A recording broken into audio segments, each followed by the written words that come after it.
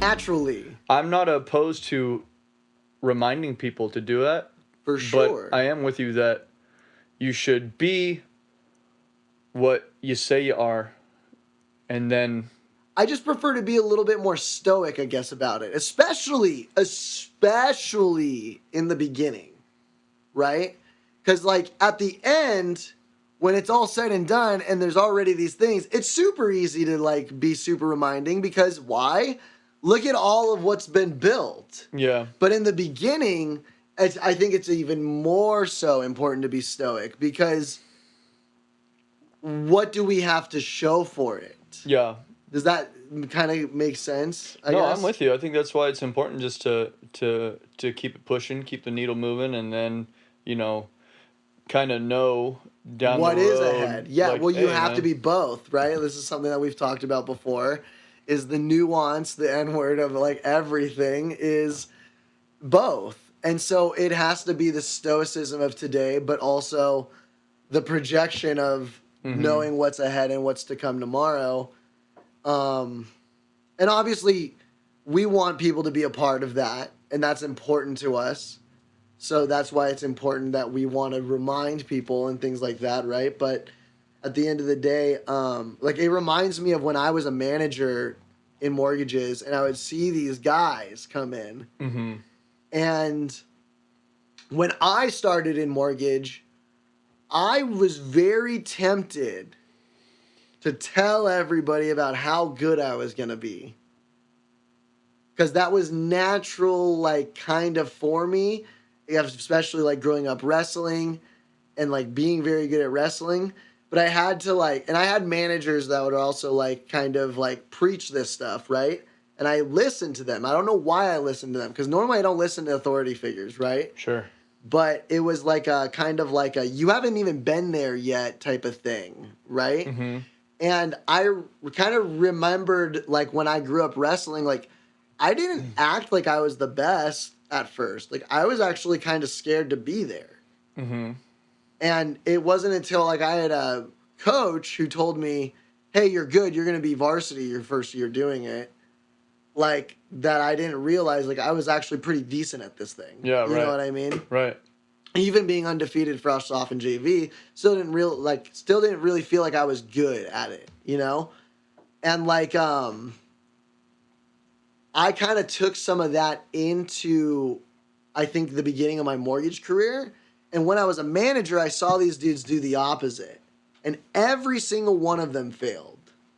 Every single one of them. Because they lacked confidence? Or they didn't? They were overly confident on the outside, which tells me that they lacked the confidence on the inside to actually put up with the hard shit that's going to come once that shit does come. I think because I experienced this with jiu-jitsu, there's a genuine confidence that arises when you put yourself through something as difficult and as character building as grappling, just really anyway. Right.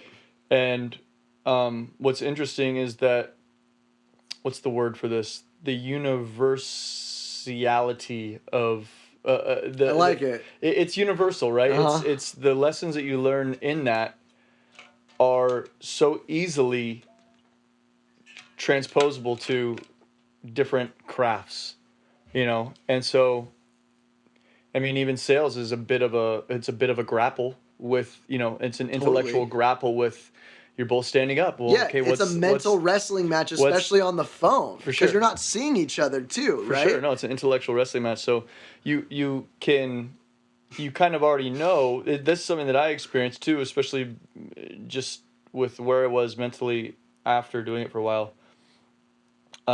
You just kind of, without, like, for me, going into metals, because I was working in metals for a while, like, without even really knowing, I definitely had to get over the nerves and stuff of, like, oh shit, like, what? They're gonna cuss me out and stuff. But then once I started kind of getting used to, I got the marbles out of my mouth, kind of thing. Yeah, that's the term. Then it was like, oh, now I'm able to see the direct relationship from how to grapple physically with somebody into how to make somebody, you know, it's mental jujitsu is what interested I used to call it. Interested in giving you, you know, their money. Yeah, Right. yeah, exactly. Interested in giving you their money, whether it be whatever it is you're trying to sell them. Luckily for me, in metals, I mean, there was no cold calls, so we were like just people that we were calling were already requesting. Yeah, and I know you guys bread and butter.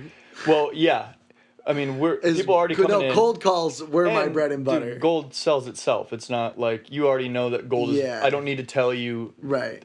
I'm not selling window cleaner. Right. That's like, oh, this is better than Windex and blah blah blah blah blah. Yeah. It's like, hey, I got gold. Do you want it? Like, how much? You actually have something tangible. You actually had something tangible. But you still have to develop that connection and make that person trust you. They don't know who the fuck you are. Yeah, it's trust. So.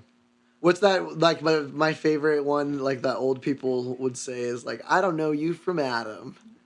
And I remember my first time. Never heard that in my life. You never heard that? Never heard that. That's, like, a big thing in, like, the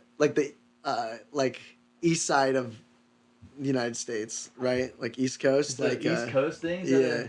Like, old people on the East Coast are, like, yeah, it's pretty East Coast shit. So, like, they'll be like in, like, Virginia, for instance, Maryland, stuff like that. The most east I've ever been is Kentucky, so I know nothing. So they're like, they'll be like, I don't know you from Adam. And what that means is, like, I don't know who the heck you are. But I remember my first time hearing that, I was like, what the hell are you, who's Adam? I remember asking her, like, several times. I'm like, miss, I don't know. Like, who is Adam? She's like, it's Adam. Is that the other banker that you're, like, talking to? Like, who is Adam? I'm Josh. You say this over the phone. Right. No, I literally told her that. Because, like, that was, like, something that I was very good at is just...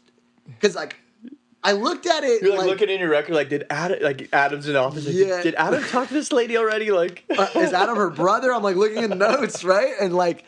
She's like, no, it's, like, a saying. Like, I don't know who the heck you are. And, like, funny. She was, like, a nice old lady, you know, and...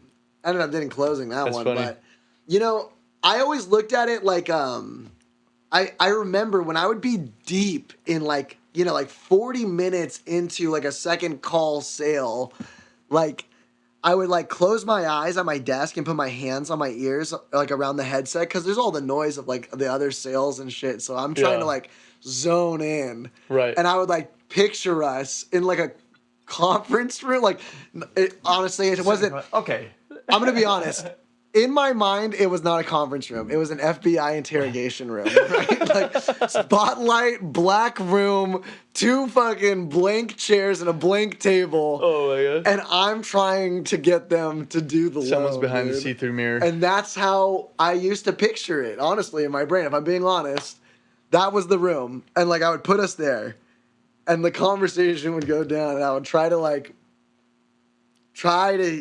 My biggest problem in sales was always I got too emotional because I would be like, you motherfucker, you wasted like fucking 4 days of my time, you fucking asshole. Yep. And I counted your loan, and your loan isn't a loan.